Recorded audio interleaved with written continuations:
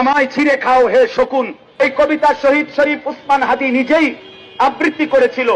সে বলেছিল যে আধিপত্যবাদের দোসররা আমার সারা দেহ ছিঁড়ে ছিঁড়ে খাও, কিন্তু আমার মাথা খাইও না, অর্থাৎ আমি মাথা বিক্রি করব না।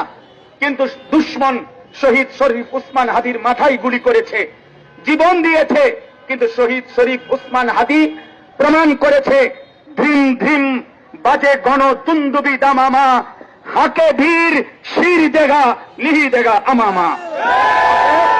আজকে ইনশাআল্লাহ এই জমিনে আমরাও আল্লাহর কসম করে বলি, 18 কোটি জনগণের পবিত্র শিরায় 1 ফোঁটা রক্ত থাকতে আমার মাতৃভূমির 1 ইঞ্চি জমিন ভারতের বেঈমান তোরা নিতে পারবি না। এই জমিন 1 রক্ত নয়, 1 হাদি নয়, লক্ষ কোটি হাদির রক্তের পবিত্র জমিনে প্রয়োজনে খুন ঝরবে, কিন্তু আজাদি থাকবেই থাকবে, থাকবেই থাকবে, থাকবেই থাকবে।